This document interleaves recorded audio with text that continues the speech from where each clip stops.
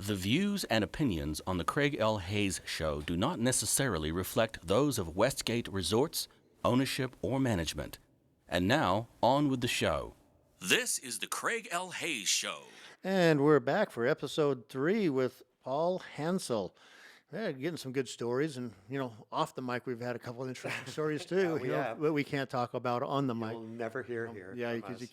you can't say some of the stuff that we've seen and been around. But it's showbiz. It's the life we live backstage, and not that it's bad or anything like that. It's just the life we live. Mm-hmm. And anyways, we are here at the Westgate Resort in Las Vegas. Elvis Presley's dressing room is just down the hallway a little bit. I always like to say that because we should be in there had the ceiling not decided to leak water leak formed down there in the International Theater. But anyways, Paul, we're back and talking some stories and stuff, and the funny ones. If these walls could talk, what we were just talking about. Mm-hmm. Some funny stuff in show business, but show business, a great career, great stuff going on. What other places, stories do you remember that Well, a lot of these jobs I worked in tandem.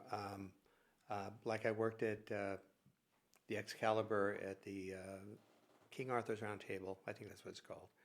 At the same time, I was at the Omnia nightclub because I would do that. Then I would run down the back street to Caesars to the nightclub, and I would work as wardrobe supervisor.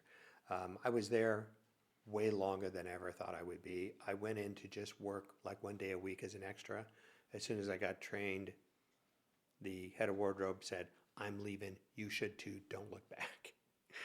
And I stayed for 7.5 years. Why? What was that? She had a bad contract. She was on sort of she was on salary, but if she missed a night at work, she would not get paid. And I thought, well, that's not salary. That's not salary. That's no. a conditional salary, whatever. Yeah. Anyway, but I was strictly on, that was not my experience. However, I will, one of the most memorable, I do have some stories from Omnia. I've never worked in a nightclub that had a holding cell and a triage room. Wait. A real holding cell? Yep. And now, I don't know if you've ever been to Omni nightclub. It's a palace.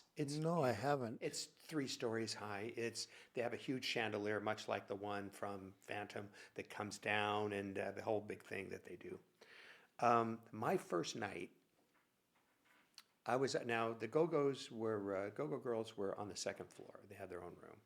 The aerialists, which they would come down and do bottle drops, they had all these elaborate costumes, and people would pay $10,000 to $20,000 for a booth. And then they would order bottle drops, everything up to a 15 Magnum, a 15, not gallon, 15 liter. Okay. They would come down and to these tables. And the aerialists it would all come down, and they would have a drum corps that would come in. It was a whole big production, but you paid for it. 10,000 was the base price. That was for a regular booth. If you wanted to be near the DJ's booth, it was 20 grand. If you missed your 20-minute window of opportunity to get there, you lost it. They already had your money. They sold it to someone else. So much money got spent on bottle drops and stuff. One night we had one booth spend $1 million on bottle drops. At some point, I was just making up costumes to send them down, and so it'd be something different. We'd have dueling booths where one would send one when down. you say drop, a someone bottle would drop. bring them down from They were a lot of them were Cirque aerialists. Okay. So they would hook them up, bring them in from the ceiling, with usually whatever bottle. Oh, so literally it was a drop. They were dropping from the ceiling they or were whatever. called bottle drops, and they would come down, and they would give it to the waitress, and they would present it. Most of the times, if it was like a 6-liter bottle, all the fool did was shake it up and squirt it around the club. And there was so much money. I always say these people had more dollars than cents. What would the cost of a bottle of champagne be? Because I mean, that is. Oh, the markup was stupid. They had Dom Perignon that they had LED lights in them, and I mean, just crazy stuff. And it would be thousands. of dollars, which for a $100 bottle of champagne, they would mark up, which the markup in clubs are enormous. Yeah. In fact, I think when I first started there, I think a Bud Light was $18. Oh my. Yeah. And but my first night, I was up in the roof ceiling area. Actually, you got off the elevator, you walked across the outside of the hotel and went through all this ductwork and stuff, which I took a couple spills, went into where all this air conditioning stuff was. That's where the aerialists were. Then they would go in and, drop them down. And we had drunks who would find their way up there and try to go out. And, it was, you had to lock the door so they wouldn't get up there. It was all kinds of bad behavior. Apparently, a girl was out on the dance floor. She pulled her skirt up, squatted down, and had a bowel movement on the dance floor. Please. And it was pandemonium. And I thought, now that was my first night. I was still just looking to see what was going on. I thought, what are you doing here? Well, I was asking myself 7.5 years later when I said that basically I left because I'd had some health issues and stuff, and staying up till 4 a.m. was not in my wheelhouse. I couldn't do it anymore. I could do it. I didn't want to do it anymore. Yeah. But I got to meet some amazing performers. We had one performer was actually a lead at Mystere. In fact, her face was on the side of the building, Luba, and then she was also kind of the Mama Bear aerialist, and she did all the choreography and stuff. But the Go-Go's, they eliminated them after I think the third or fourth year, which I thought was a bad idea. But they were so much fun. Oh my God! Again, just I had so much fun with them. But it was anyhow. There was the bowel movement. Then one night, it was my birthday, and I was cleaning the knife that we had cake with, and I sliced my thumb open. And I'm holding it. I didn't think it was that bad. Well, my little girl Jess, my little Jersey girl, she was in nursing school, and she said, "What'd you do?" I went, "Nothing." She goes, "Let me see it." "No." "Let me see it, Paul." So I showed her. She goes, "Come on, we're going to triage." So I went downstairs. Well, I was doing a lot of aspirin and ibuprofen because I'm old and it's late. So I was bleeding out. Yeah. And The so they aspirin put, alone, yeah. yeah. So the guys took turns holding my thumb. Finally, they found this stuff. It's called scar cover or something. It's like dirt. It's like a dirt. You put it on, it'll coagulate the blood right away. So anyhow, while we were there, we saw a Metro officer with a guy in cuffs walk by the door because there was triage, and then right next door was a holding tank. And you heard the kid say, "Do you know who I am?" And the cop said, "I don't give a who you are. I'm Metro, and you're going to jail." And we saw that stuff all the time. There were so many nights. I had one go-go come back. She'd just gone out, and they did 20-minute sets. She was back in like 3 minutes. And I said, "What happened?" They said, "Oh, they're still wiping up the blood on my spot." There would be knife fights. There would be...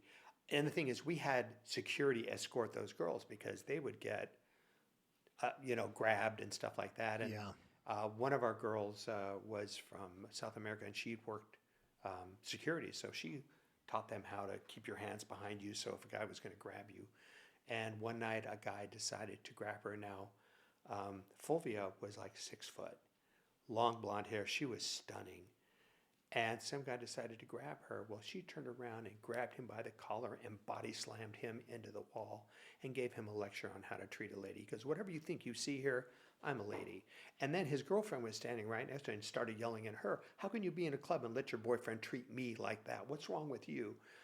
Meanwhile, she turned to security and said, "Feel free to jump in anytime," since this was his job. But he said, "Well, you got this, But it was, it was that kind of stuff that, one night, I guess it was Halloween. Of course, everyone's in costume. One of the girls said she was dancing, and they see some guy running across. They see a guy, which they didn't know if it was a real cop or a costume, running and tackling him. And they didn't know if they were doing cosplay but apparently it was a drug deal. They chased the guy, tackled him, and then took him out in cuffs. Stuff like that all the time. Man. All the time. And I know that there were some times they would take people out in wheelchairs. And I would look at them and I think, they're dead. There's no, you can tell if there's a life force. I thought, I know that they took people out that were not alive, but they would put them in a wheelchair. To make them, so they look like... Right. Yeah, it looked But bad. it was one guy as I walked in. I think it was on. It was in the fall because I had a friend that was in security, and he was there with this guy that was kind of out of it. And I said, "Okay, what's the story?" He ate 10 hits of ecstasy. Oh man. I thought EDC is next week. You should have paced yourself. And he was so incoherent. And for a long time, they had beds in triage, and they would do the infusions for getting your electrolytes and stuff. Finally, they said if they can't sit up, and they took the beds out. If they can't sit up in a wheelchair, they always had a meat wagon out back. They're going to emergency. They would just take them out. There was always a EMT wagon out front. So there was always Metro on duty there, present, and there was always a EMT wagon. And then you had 2 full-time EMTs in the club that would take care of people that overdosed, and it was usually someone who overdosed, and that was sort of the dark side of that. But Yeah. but again, I got to know a lot of the servers, and like one night there was this adorable little Asian girl walked with these big old pumps, stiletto heels. I said, "How do you do that all night long?" She goes, "After the first hour, my feet are numb and I don't feel it." I said, "Put the boys in those. You'll be in Birkenstocks in 20 minutes, you know." But it was, yeah, they had to, but they made a lot of money. Made a Oh, lot I of money. imagine they did. Well, the thing is, when they had a booth, all the tips were included. It was just taken out, you know. And the thing is, there were no bar stools. If you weren't in a booth, you stood up, and you fought your way to the bar to get, you know, service and stuff. So there were some wild parties there, some wild stuff going on, especially New Year's Eve. Oh my God, it was. Basically Sodom and Gomorrah, man. Oh, you have no. Sodom and Gomorrah was Sunday school compared to what happened in here. But anyhow, it was a very interesting 7.5 years of my life, and the kids all knew. I mean, I'm 71. I was in my 60s when I was in there, and they all, "Oh yeah, you're the guy that looks like a club kid. You're dressed like." I was dressed up when I went in, and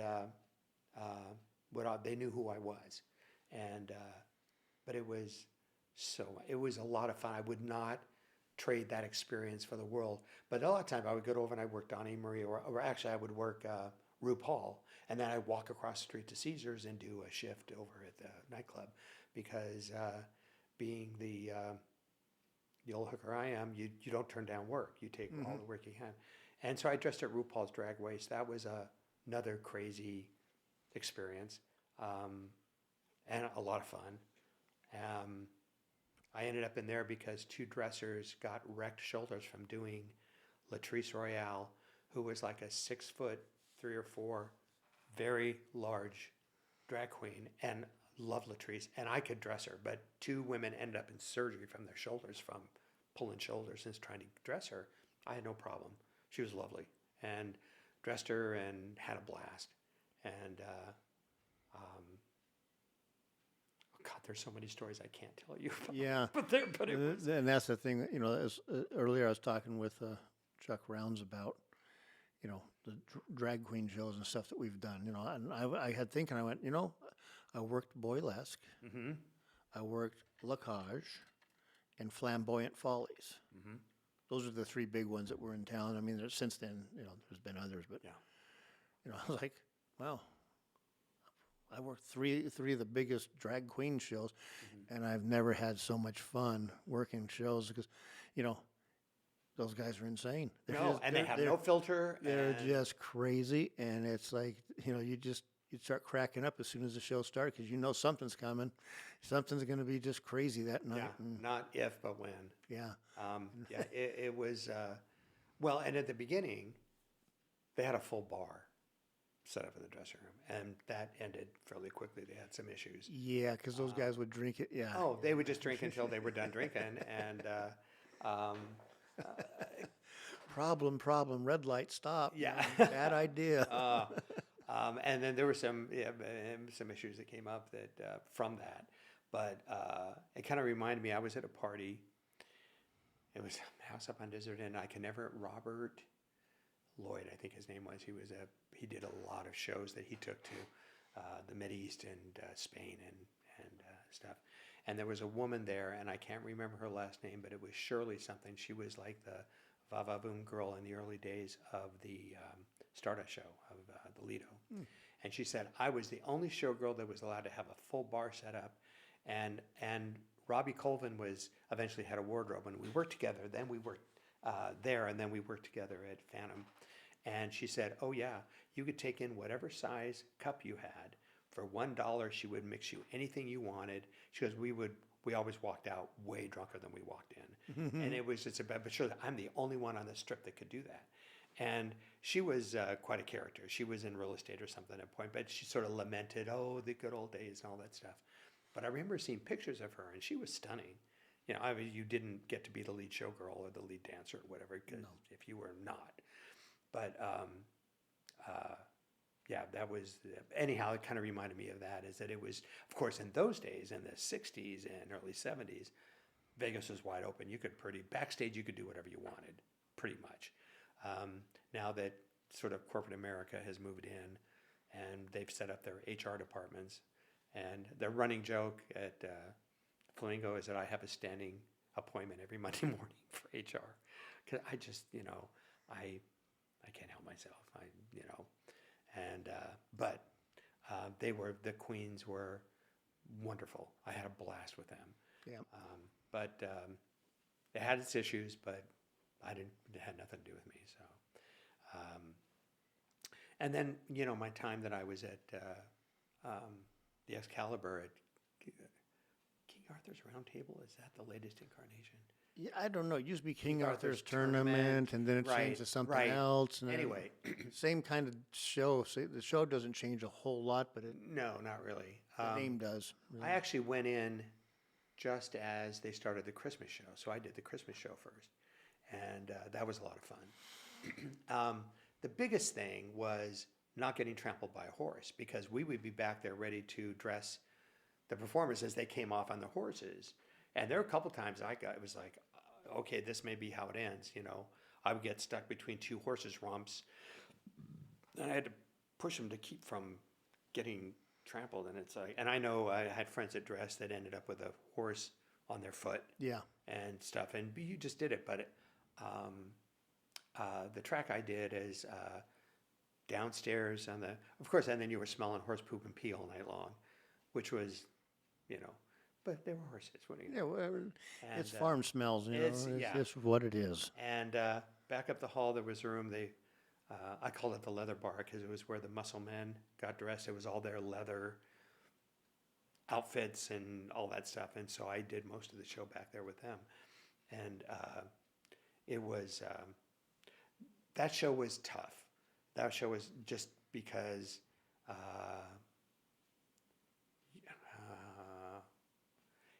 after Jubilee closed, it was the oldest show running in Las Vegas, which meant the oldest wardrobe room. Now think about wardrobe, especially old school Vegas. You had some of these people that had been there since Christ was a corporal. And it could get tricky, because they were very territorial about what they did and leave my blah, blah, blah.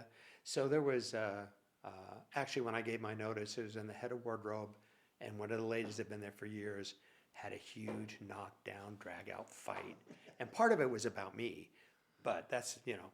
But I left the room. It got so loud and so violent. I left, and I gave my notice the next day.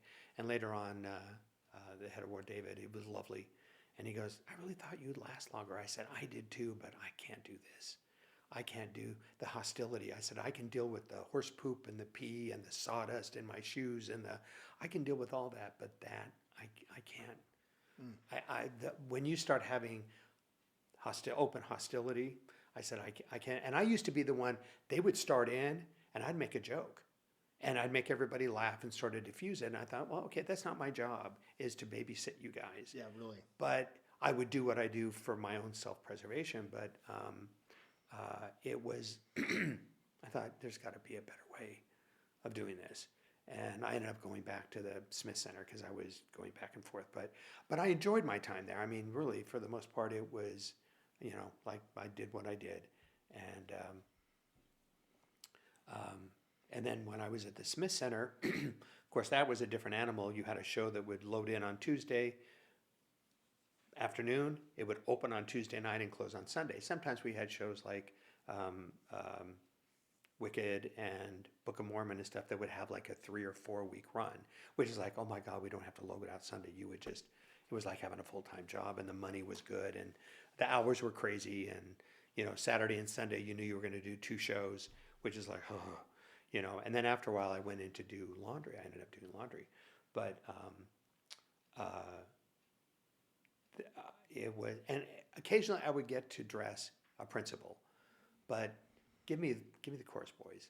Give me the chorus boys all day long. They were so self-sufficient, and because they were traveling around so much, they would end up in theaters that didn't always have the sharpest crews. So they would learn to be self-sufficient. So by the time you got anything you could do for them, they loved, because they were so used to having to do it themselves.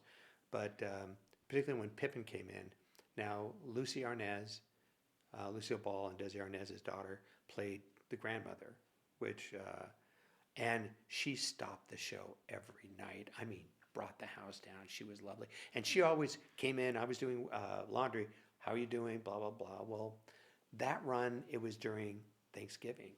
We did a show on Thanksgiving, which was rarely. Usually we didn't do shows on holidays because of the money and because it was a holiday. Well, they catered it, and I won't tell you who, because apparently they all got sick on the gravy. There was gravy served that apparently was not, it went bad, and almost everyone in the cast was sick. Instead of canceling the show, they put buckets on either side of the stage at every entrance and every exit, and every time a performer came off, one end or the other went in that bucket. Yeah. And they just kept doing the show, and I just thought, this is nuts, you know. But it would, you know, but Lucy Arnaz came by, happy Thanksgiving, and it was all lovely. But I mean, everyone was so sick, and it was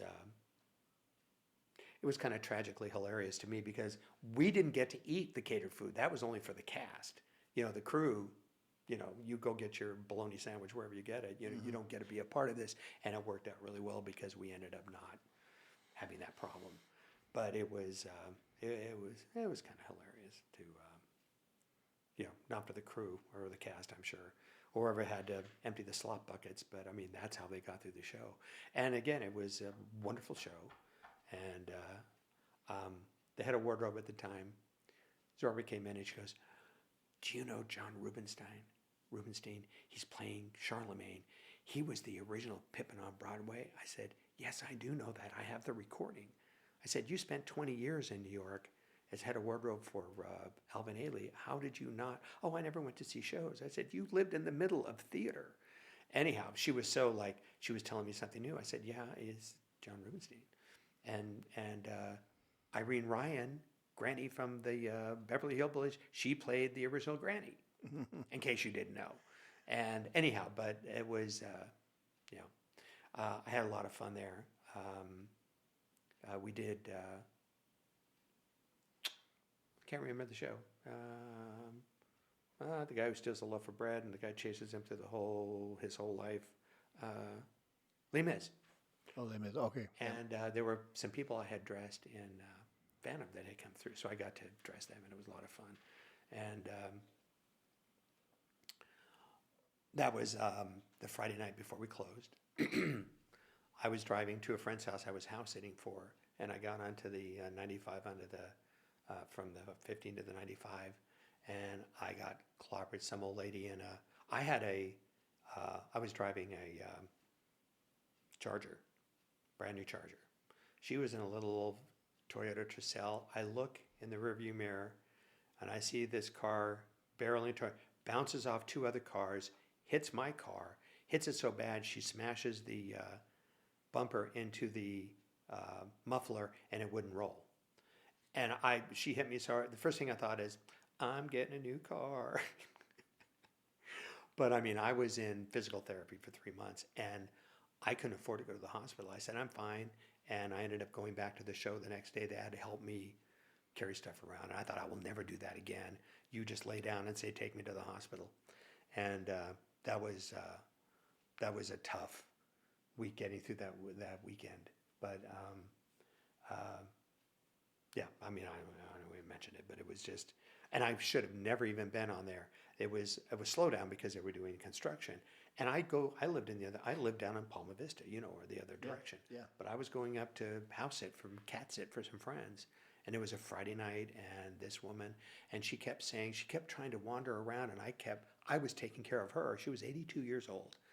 Toyota Tercel totaled my Charger. And she said, I kept hitting the brake, and it kept going faster. I thought, I'll let them tell you, And, yeah. And it's like, and she kept trying to walk into traffic. Oh, I need to talk to the officer. I said, you need to sit here with me and not move. And I just held on to her. It was like, I was messed up. I never really did recover from that accident. I was in physical therapy 5 days a week for 3 months trying to and I am healing. I'm getting better. And that was in 2013, so it was, that was a rough road to hoe. But show must go on. I was back there the next day, humping those costumes the best I could. Oh, good, But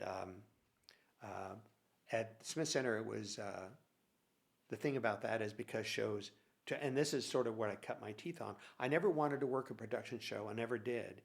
Other than Havana Nightclub, is because there was not parity for wardrobe, which means we did not make the same amount that stagehands made. Yep.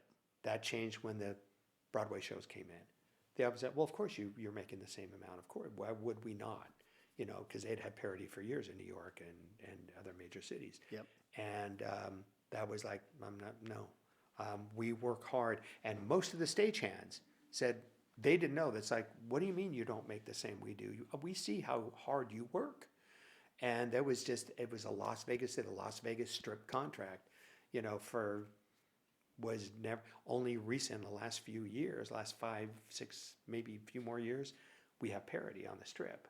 And but I think Jubilee was the last show we never had parity, and that was the battle cry for years with our wardrobe rep, Jackie Ward, is parity for Jubilee, parity for wardrobe.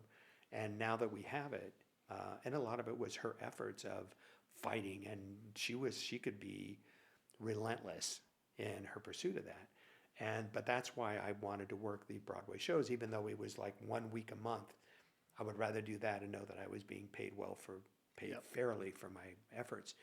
And but the exciting thing was you would go in on a Tuesday, Monday or Tuesday, and you would put everything away, load everything up, and then about 6 o'clock you would get your cue sheets. Go through. Blah, blah, blah. Well, I very quickly learned that you would talk to your actors and say, okay, what on here is BS? What is good? Because a lot of times you had the original cue sheets from Broadway. We had nothing to do with it.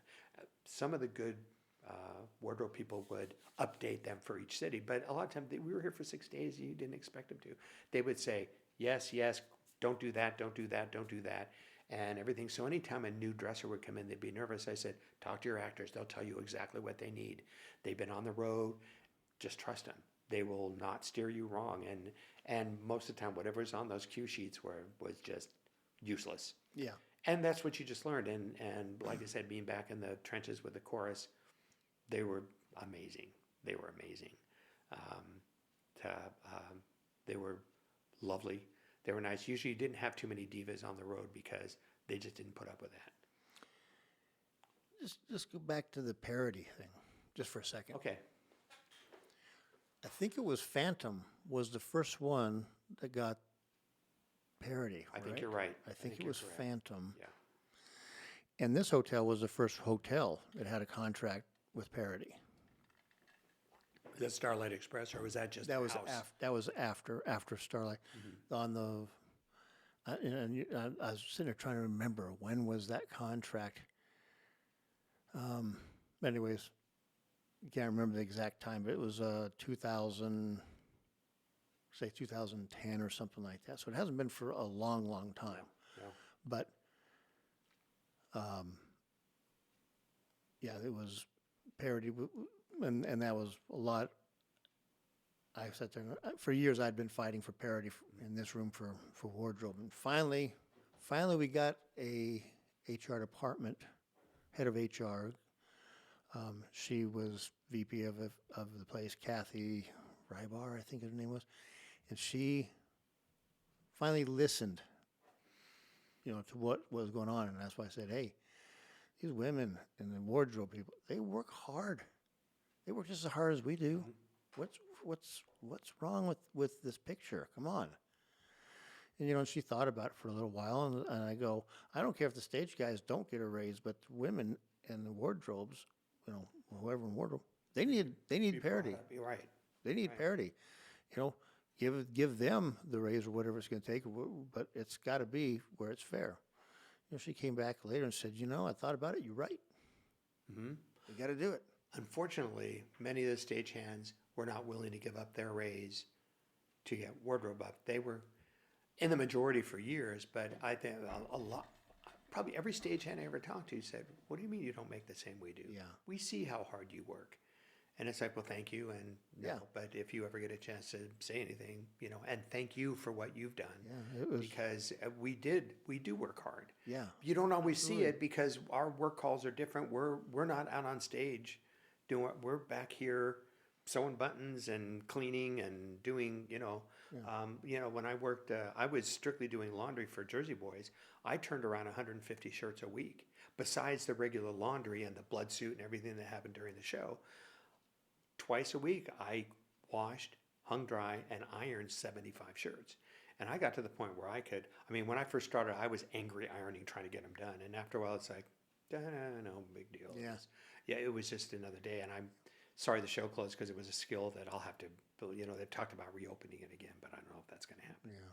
But we work hard. Yeah, you guys do. Well, we're at the end of this episode now. Okay. Feel like doing one more?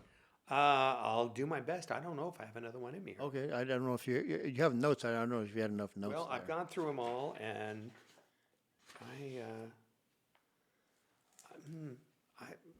I think I'm done. You think you got it? Okay. I think I am.